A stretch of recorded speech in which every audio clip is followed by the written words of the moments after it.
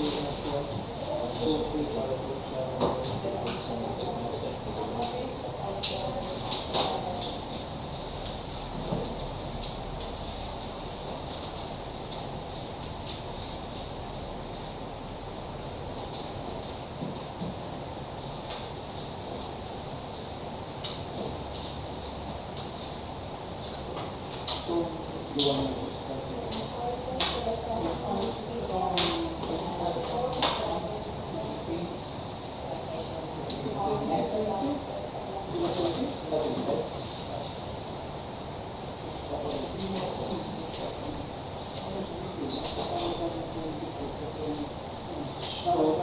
na?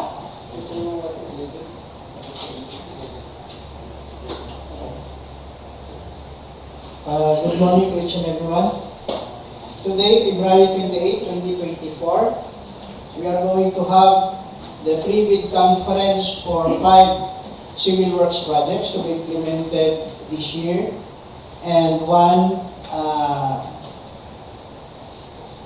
procurement of goods. So, beforehand, I would like to acknowledge the presence of the BAC members, Engineer Ernesto C. Camposano, our BAC Vice Chairman of the Construction Section, Engineer Will Aristotle Varias of the Maintenance Section, Engineer Marcelo Ionavia Jr. of the Construction Section.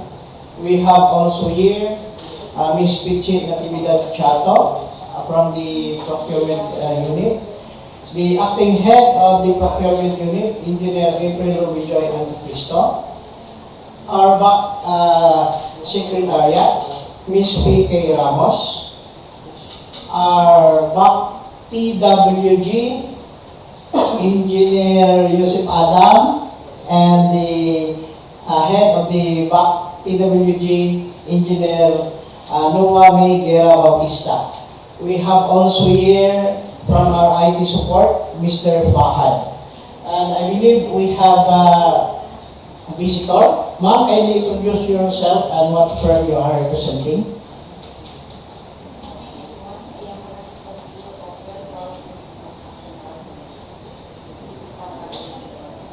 Welcome, ma'am. As I have said, we are going to have our pre-bid conference this morning for the contract ID number for civil works. Contract ID number 24MC0020, construction of drainage structure along road KIDAPAWAN, ILOMAVIS Storage Road, 1623 plus 860 to 1623 plus 874, and 1624 plus 420 to 1624 plus 434. The location is KIDAPAWAN City, North Cotabato, with an ABC amount of 11,760,000 pesos. The second one is the 24MC0024 road widening along PACO-ROXAS ARAKAN Valley Junction, DAVAO BUKIDNON Road, 1645 plus 570 to 1646 plus 413 ANTIPAS, North Cotabato, with an ABC amount of 54,674,970 pesos. I forgot to mention the duration of the 24MC0020. It is 123 calendar days. And for the 24MC0024, it is 255 calendar days. The third civil works project is the 24MC0061, installation of road safety devices and facilities along Davao Cotabato Road Junction, Cotabato Section S00682 MN, kilometer 1603 plus 955 to 6, kilometer 1604 plus 911, Makilala, Cotabato, with an ABC of 2,107,000 pesos and contract duration of 40 calendar days. The 24MC0082, completing of Barangay Saging to Indangan Road, Makilala, North Cotabato, with an ABC of 9,900,000 pesos and contract duration of 86 calendar days. The last one is the 24MC0083, installation of roadway lighting structures along KIDAPAWAN, MAGPET, PAMGAO-AN Road, MAGPET North, Cotabato, with an ABC of 29,400,000 pesos and duration of 109 calendar days. For the civil works projects, there is a supplemental bid bulletin number 23, which will be discussed later by our VAC Secretariat.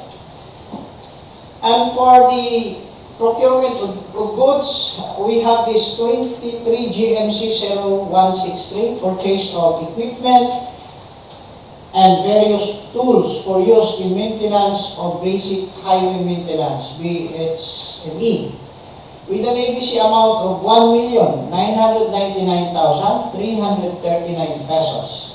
The source of fund is SR 2023-08-012515. The location is Lanao, KIDAPAWAN City. So, the ABC, there is no more contract because it is goods. So, I am now going to turn over the floor to our VAC Secretariat for the reminders to our contractors. Yes, good morning everyone. For our goods, we have here the supplemental goods bulletin.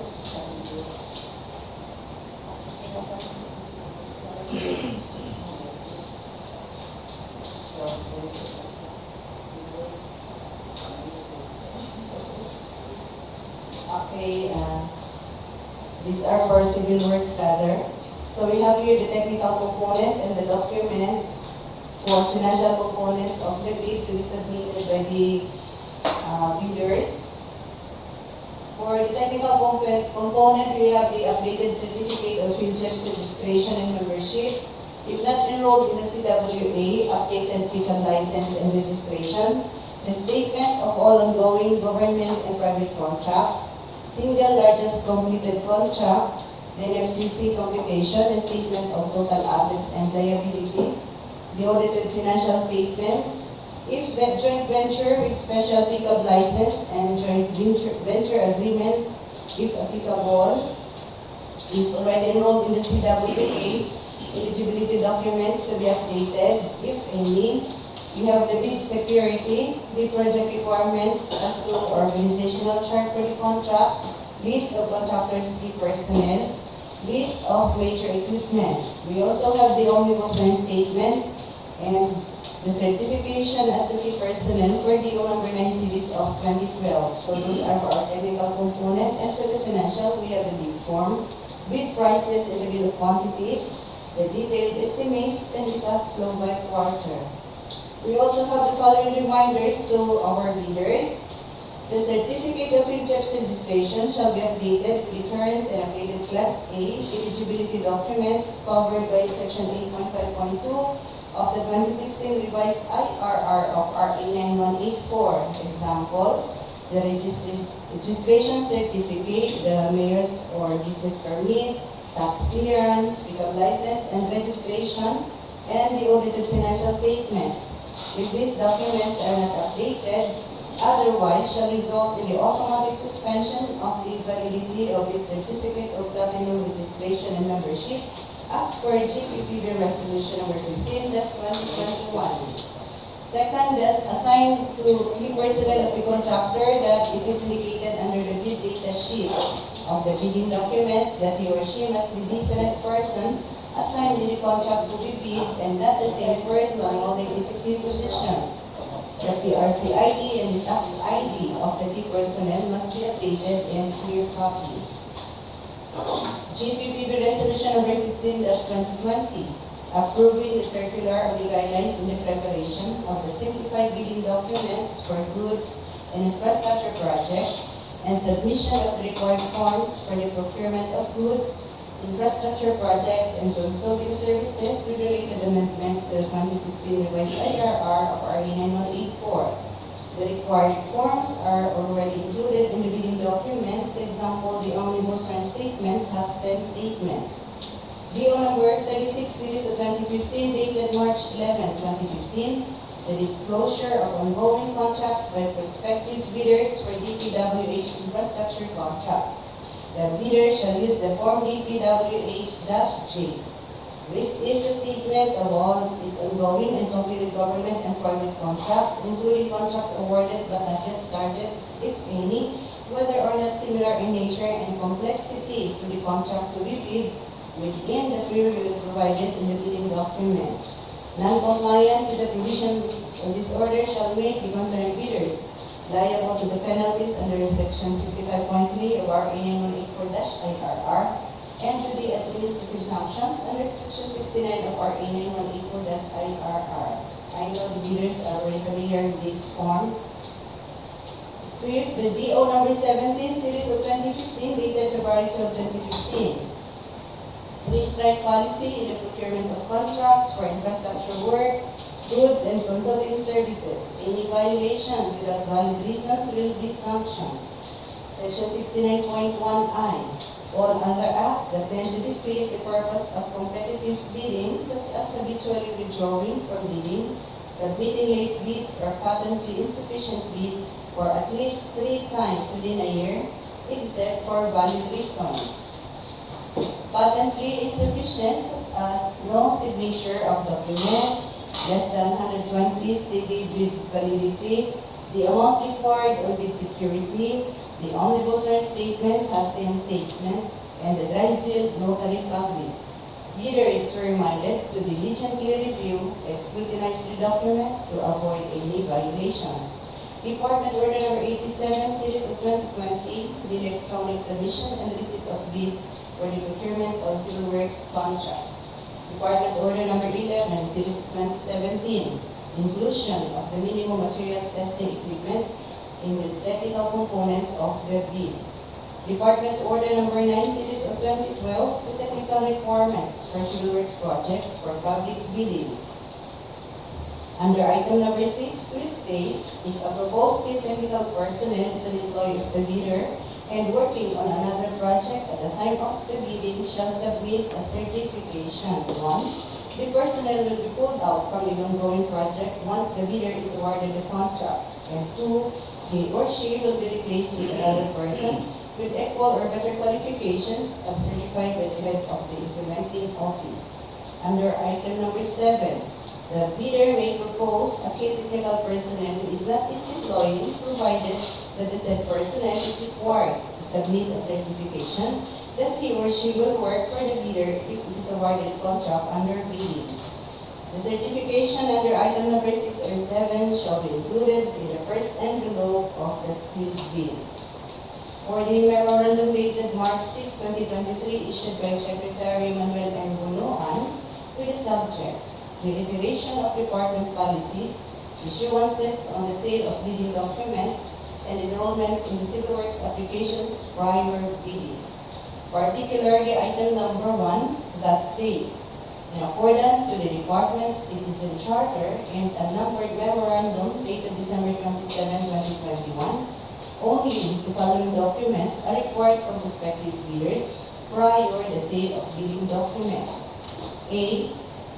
The company ID or any government issued ID, and B. Authorization letter, if not authorized liaison officer in the CWA. Example, the special power of attorney for sole proprietorship or board partnership, joint venture resolution with secretary's certificate for corporation, partnership, and joint venture and the cooperative. These department orders are downloadable on the DPWH website and GPP resolution in the GPP website for full details, instructions, state and guidelines for reference of the bidders. So I know all the bidders are already familiar with this, but sometimes meron po tayong mga lapses minsan, so be aware of these reminders. So we also have here the supplemental bulletin number 23, dated February 2024, with the subject, additional requirements of key personnel in the Philippine bidding documents under Section 3- Bid Data Sheet IPB Clause number 10.4. Supplemental bulletin number 23 is issued to amend the provision in the bidding documents of the attached contract. So we have here the additional requirements to be provided, that updated and clear copy of the following documents. For the project manager, the PRC ID, if applicable, and the tax identification number ID or the TIN ID. For the project engineer, same with the PRC ID and the TIN ID. Materials engineer, PRC ID, TIN ID, and certificate of accreditation as the materials engineer. For the construction safety and health officer, certificate of training as safety officer and TIN ID. Foreman, TIN ID, and for other personnel, any valid ID and TIN ID. So these documents are formed as integral part of the subbidding documents. So, paki-check lang po ng inyong mga documents na i-add niyo po sa inyong proposals or sa documents needed. So these are all the reminders for today's session. Yes, for the goods, here are the documents to be submitted by the bidders. For technical component envelope, it should be composed of the legal documents, technical documents, and financial documents. For the legal documents, valid PLJET's registration certificate, platinum membership na all pages po, if pwede na po yun, PLJET's, or registration certificate from SEC, DTI or CDA. Second is mayor's or business permit. Third is tax clearance certificate. For the technical document, this should be the documents to be submitted. First is the statement of the prospective bidder of all its ongoing government and private contracts, including contracts awarded but not yet started, if any, whether similar or not similar in nature and complexity to the contract to be. Second is the SLCC or the statement of the bidder's single largest completed contract, similar to the contract to be bid. Third is our original copy of bid security. It is in the form, any form, or it should be in the form of a surety bond, or from insurance company, or the notarized bid security operation is accepted. Fourth is the conformity with the technical specification, which may include production or delivery schedule, manpower requirements, after sales or parts if applicable, and original duly signed omnibus sworn statement. Pwede din pong notarized secretary certificate if it is a corporation, a partnership, or a cooperative, or original special power of attorney is accepted. For the financial documents, suppliers audited financial statement. Second is NFCC, prospective bidders computation of net financial contracting capacity. Pwede din pong committed line of credit issued from a universal or commercial bank in view sa NFCC computation. For the financial component envelope, here are the documents required. First is the original, duly signed and accomplished bid form. Second is bill of quantities and price schedule. Other documentary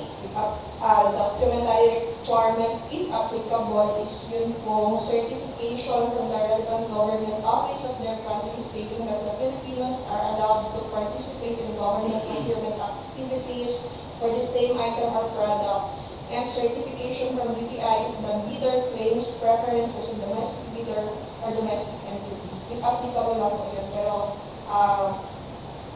yung tatlo na na-mention ko, yun lang po ang primary requirement. So, yun lang po. Thank you, Ma'am Fe and Engineer April. The schedule of opening of bids and the deadline for submission for the civil works will be on March 11 at 9 a.m. Alas 9 sa punta. Remember, 9 a.m. And for the procurement of goods, the submission, deadline for submission is at 10 a.m. on March 11. Okay? 10 a.m. So, ma'am, any clarification?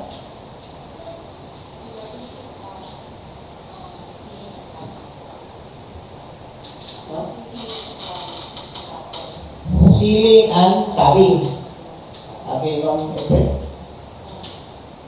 It is required, ma'am, to provide an ear tag, pero not necessary na if wala din po na nagawa is subject for ineligibility.